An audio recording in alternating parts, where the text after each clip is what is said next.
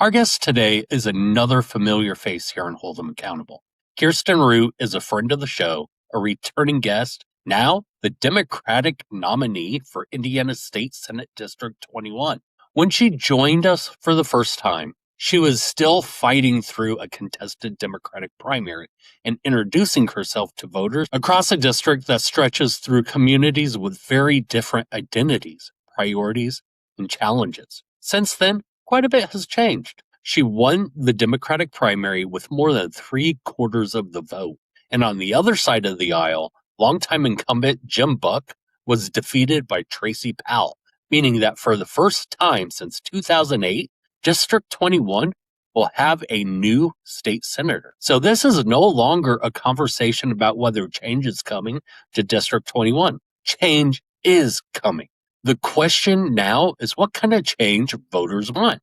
Kirsten brings a background in social work and public service to this race. She earned her master's degree in social work from IU-Indy and has worked with families through the Indiana Department of Child Services and has experience connecting people with healthcare and community resources. Her campaign has focused on issues including accessible healthcare, affordability, working families, public safety, and creating what she describes as practical, compassionate leadership rooted in real life. But we covered the resume last time.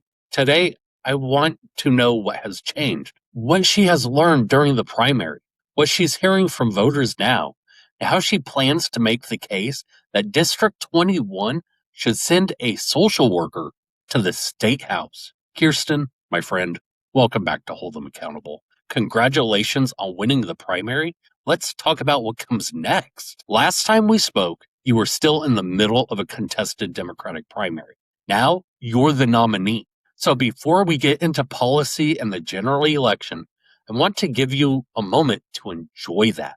What did election night feel like? Thank you, Derek. It was very surreal. I think we had high hopes, but just weren't sure what to do. I've never ran for office, so it was a lot of arguing with my friends about if I actually won because the numbers were there, but I refused to believe it until somebody official told me like, oh my gosh, you really won. So it was a lot of confusion and denial at first, but then a really big sense of joy and pride for not only myself, but my volunteers. A primary campaign forces you to introduce yourself to voters. A general election requires something different. Now you have to build a much broader coalition. What did the primary teach you about yourself as a candidate? That's a good question.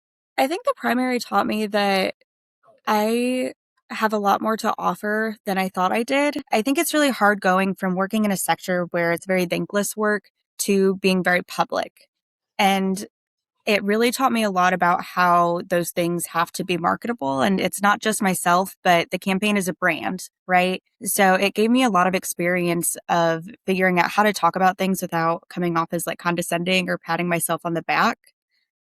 Because that's a very new feeling of, hey, I did these really awesome things and I just do it because it's like the right thing to do. But people don't know me. So it taught me a lot about how to market those skills and show it to people in a different way. I agree. It's very much a lot of people that are brand new to politics, especially running a campaign, don't realize at first it's a sales position because you are selling yourself, your ideals to people. And I think that is one of the biggest challenges that first time candidates wrap their mind around. How has that, transition gotten easier over, the past couple months? Yeah, I think it's gotten easier, like, as I've had more conversations with volunteers and other candidates who are going through it. I haven't worked a sales job in years, so selling anything or asking for money is very different kind of work. But like having more conversations with people, and like I had a conversation yesterday with a guy who was in his 80s. And, well, he was 80 exactly because he's 9 months older than Donald Trump, and was very he was very hell bent on making sure that he lives 9 months longer than him as well. But he sent me an email after we went canvassing of just, hey, it's been really hard to stay optimistic in politics lately. So thank you for being out here and shining a light. And I think like the reminders like that have made it easier to be like, hey, this really is making an impact, even if we lose the election. So just keep doing the work. it's just good to have those reminders. Here's something I find fascinating about this race. Neither party is sending its longtime incumbent into the general election. Jim Buck is out. You defeated your primary opponent. So District 21 is giving it a new senator regardless of who wins. How does that change the race? I think it really gives District 21 a chance to be fresh. We don't have those same loyalties of a company or a family who supported Jim Buck for the last 20 years, right? They are having to really look at the election, be like, who are these people? Because I don't know them. Tracy Powell is currently the county commissioner in Tipton, and I am from Hamilton County. So we're in very different areas. Jim Buck was from Kokomo. So I think for Howard County specifically, they're having to really branch out and be like, who are these people? And then Hamilton County has also had such significant change and growth over the last decade alone. So I think it is giving Hamilton County a chance to really say who they are now as a county too. Yeah, I mean, Hamilton County since, heck, I was in high school. And Yeah. we're talking way back in the day of the 90s. I mean, I love telling the story. I remember when 96th Street was a 2-lane road. Didn't even have a bridge across the White River. So that was Wow. back in the day when Fishers had maybe 1,000 people in it. So, Wow. and I went to Lawrence North High School. So, Okay. I mean, that was kind of, yeah, it was in Castleton, but Yeah. that's when Castleton was really nice. Now Right. it's Castleton. Yeah, there's But been yeah, such a Hamilton huge County shift. has exploded in population, and hopefully they're grown into enough politics that, Yeah, I think this election too is really weird too, though, because like Tracy Powell is a Donald Trump endorsed candidate. So I think it's giving our district a chance to really say like if they're going to continue to support a fascist regime or if we've learned from that. Tracy Powell and I are opposite ends of the spectrum as far as it goes in politics. I am very for the people, very focused on community service and things like that. He says he is, but then he's spending time in DC at the White House. I mean, you don't get further ends of the spectrum than in our race. So it'll really speak to Indiana as a whole because we do have so much rural area too. one of the things that I find interesting about District 21 is how politically and economically diverse it is. You have communities like Westfield experiencing tremendous growth. You have Kokomo and its deep manufacturing history. You have Tipton County and more rural communities. How do you build one campaign message that speaks to all of these communities? That's the challenge, right? I think we speak to all of those communities by just focusing on what our campaign is as a whole. I mean, we're built on healthcare, we're built on the working class, and the working class is everybody. I mean, if you work in Westfield as an investment banker, or if you work in one of the shops in Kokomo or on a farm, like you're working, you have wages that you need to survive. And people realize, like, I could be one major healthcare emergency away from failure, from debt, from losing my home. So I think helping people understand that, but also focusing on like where our tax dollars are going has been a big conversation because we waste a lot of money as a state. We give a lot of corporate subsidies. We give a lot of dollars back to places that don't make sense and don't help people. So focusing in on being fiscally conservative and spending our tax dollars on things like public works and infrastructure has been a big focus on it. It feels like we're marketing to three different groups of people really with like that rural area, our Uniontown, and then Westfield. But at the end of the day, like everybody's working class. Let's talk about the issue that seems to follow me everywhere I go: affordability. People are working, they're paying their taxes, they're doing everything they were told they were supposed to do, and they still feel like they're falling behind. What are people in District 21 telling you about the cost of living? And more importantly, what can the Indiana General Assembly realistically do about it? Yeah, they're saying exactly what you just said, that they're working harder than they've ever worked. They've got 2 jobs, 3 jobs, and they're still not making ends meet. I am meeting people who have a college degree, who have done everything right, and they can't afford their bills. But then we have the IURC, the Indiana Utility Regulatory Committee, raising our rates. And people are pissed. They feel lied to. They feel betrayed. And the the General Assembly has a lot of things that they can do.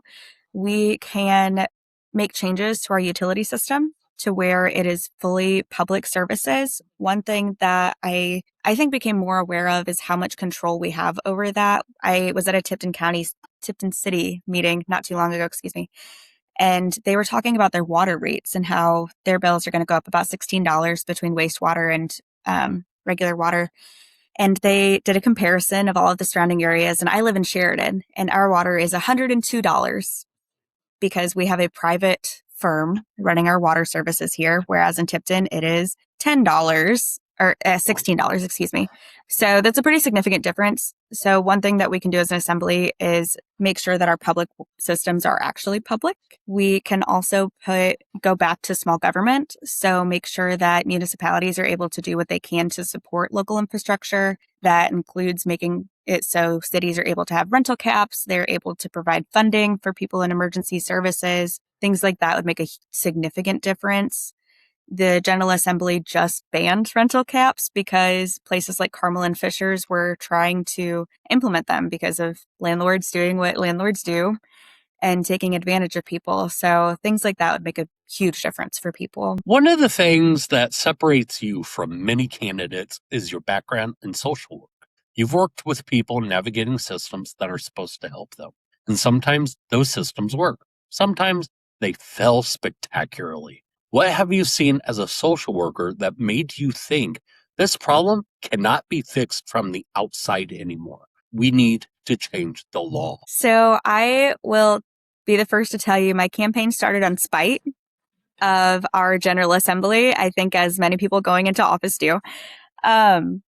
So after my work at DCS, I saw many spectacular failures of the system in many different systems.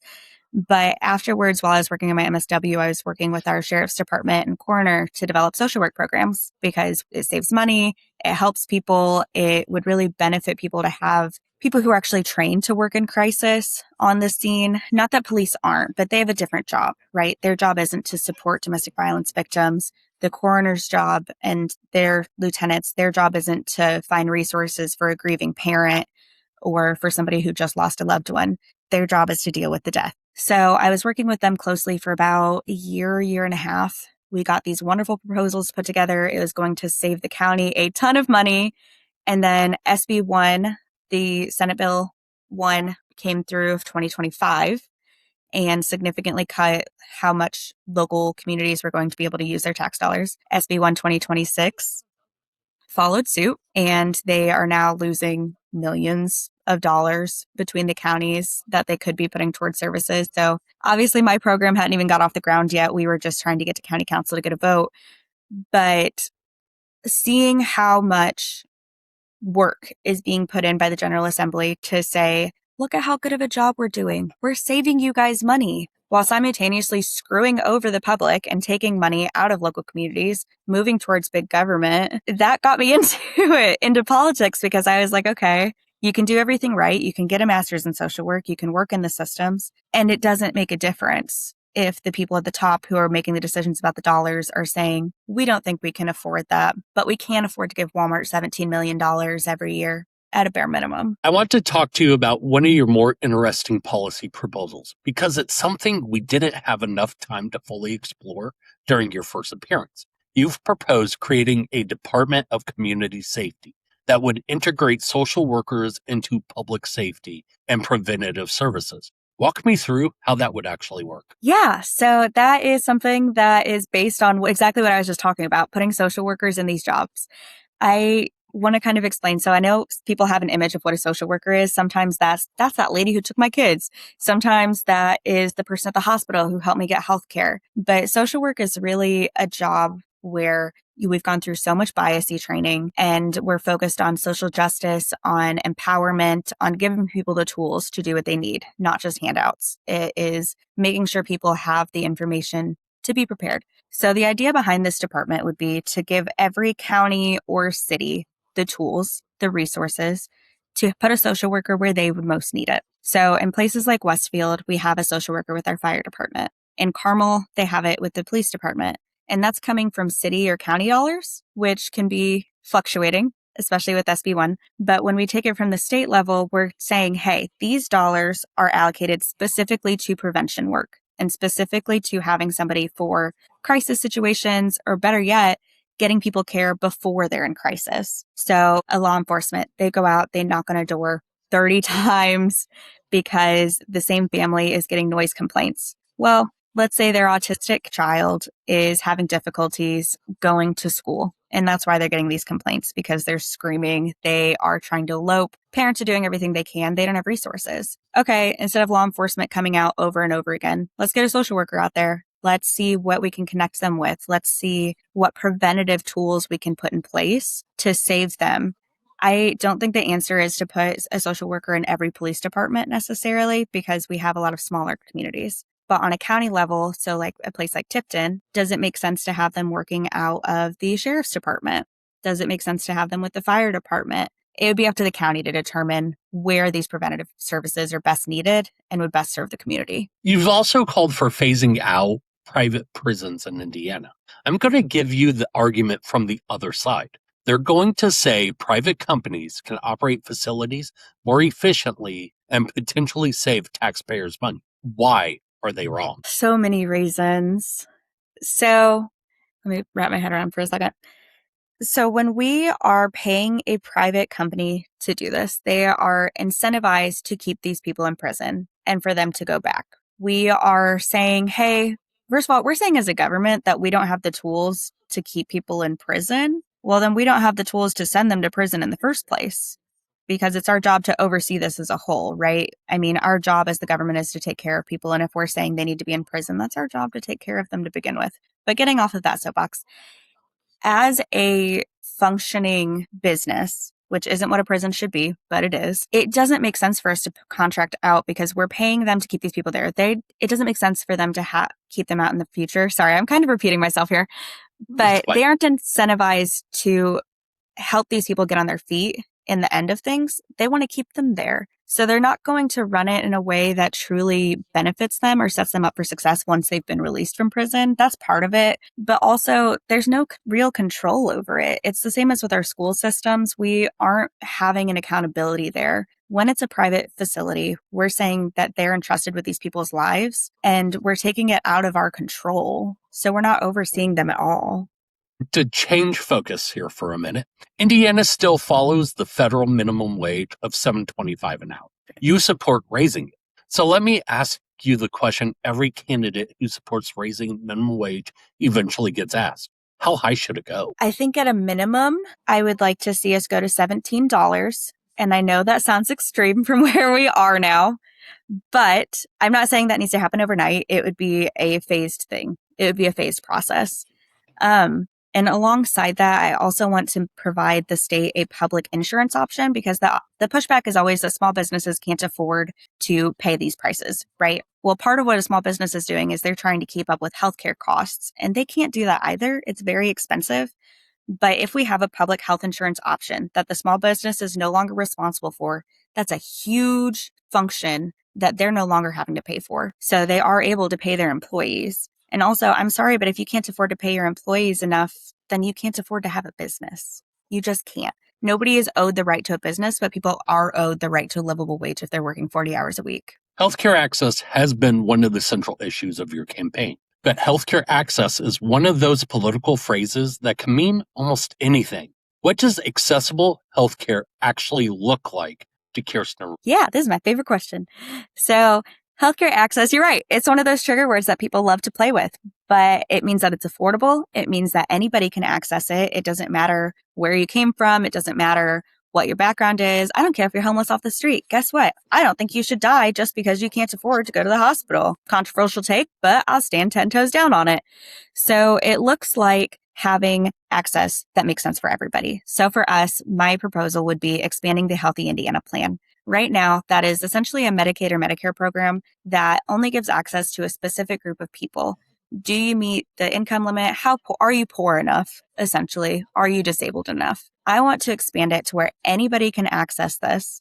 So you don't have to take it. That's your right. If you would rather go through your private health insurance and get screwed out of your premiums and be told, hey, you're going to pay $14,000 for cancer access, And we still might not cover it. We still might say, it's too expensive to keep you alive. Go die. I don't think our insurance should work like that. So it would take this public healthcare option and make it so any individual within the state of Indiana can apply and pay into the system. So that would be a tiered process. If you are making, let's say, the minimum wage, you wouldn't pay as much as somebody who's making $140,000 a year. But everybody would have the same access to these benefits because you can't go to work if you're sick. You can't take care of your kids if you're sick. We want people to be successful and we want them to be a part of society, but they can't do that if they don't have basic healthcare services. So it would look like making sure that everybody has access to this affordable plan and that it would cover not only the bare minimum, but everything that would be needed for them to be a functioning member of society, whether they can work or not. You're now running against Tracy Powell. And I don't want this to become a campaign commercial conversation where we just spend 10 minutes attacking the other candidate. So let me ask it differently.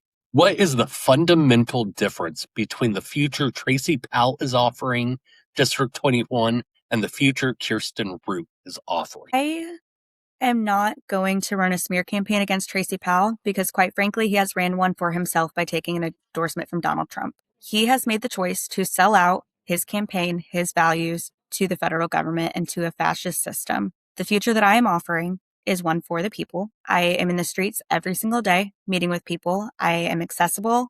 And if I've had people tell me that my family deserves to be beheaded. And you know what? I'm going to protect their right to say that to me because I believe in our Constitution. I believe in our systems. And if somebody wants to say those things to me, that's their right. I'm vying to be a public official. Tracy believes in whatever he is told to believe. That is a choice that he made. So you can either vote for somebody who believes in your right to be an American and to fight for freedoms, or you can vote for somebody who has sold out their soul to the devil. That's really the difference. Let's deal with political reality. You cannot win this race by talking only to Democrats. You need independents. You need people who may have voted Republican in the past. You may even need people who are going to vote Republican elsewhere on the ballot and then vote for you. How do you earn those votes? I think I earn those votes by being genuine. I am not going to lie to anybody about my beliefs. I'm not going to go out and say, actually, I'm pro-life in one conversation and then switch it up to somebody else. I think you win those votes by just being honest across the board about your views and by standing behind them, as well as being open to having that discourse and not screaming at people when they disagree. I've had a lot of porch conversations with people about how they voted for Donald Trump and how maybe they feel that's helping them. And maybe that's true for them. And I hope that is the case because I don't ever want it to be the case that somebody is being lied to across the board. And whether they are, that's for them to decide, right? Truth is up to both parties. But I think we earn those votes by just continuing to show up and be kind and honest. I want to talk about something we discuss frequently on the show: money. Campaigns cost money, a lot of it.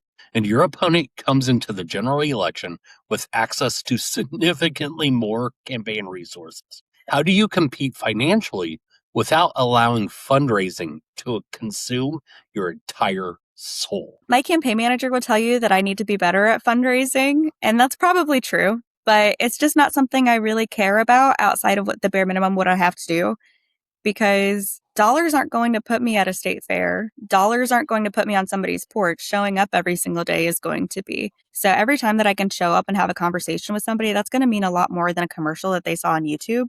Maybe they see that YouTube commercial, but they also saw me at the fair. They also saw me at the Strawberry Festival. They also saw me on their porch. They saw me talking to their neighbor and they've met me. They know who I am. So the dollars can be there. The dollars can be earned. And of course, I want to reach every voter I can. But that's just not the most important thing. I understand money wins elections, but I think the most important thing is winning voters, not winning dollars. I asked Candy Greer a version of this question, and I think I'm going to ask it to every returning candidate because I genuinely want to know the answer. Running for office changes people, sometimes for the better, sometimes, frankly, not so much. How has running for office changed Kirsten Root? I'm a lot more tired. But outside of that, I think I've gotten more arrogant. And I don't mean that in the sense of that I think I'm always right, because that's not the case. But I think it's really given me a foothold of I do know what I'm talking about. And like as a woman, as a social worker, there's very much this pushback, right? Against anything that I say is going to be taken with a grain of salt by the systems that are in place. But having conversations with other politicians, I've realized I'm a lot smarter, I'm a lot fiercer, and I'm a lot harder of a worker than they am. So I think I've really come to understand that if these mediocre, I need to stop saying what I was about to say, that if these mediocre people who have been in power can do it, then I can do it a hell of a lot better, and I'm going to. So basically, it's given you agency. It has, very much so. We're heading into the general election. What does the road from here to November look like for you? A lot of pairs of shoes. It looks like hitting every fair. It looks like door knocking every day that I possibly can.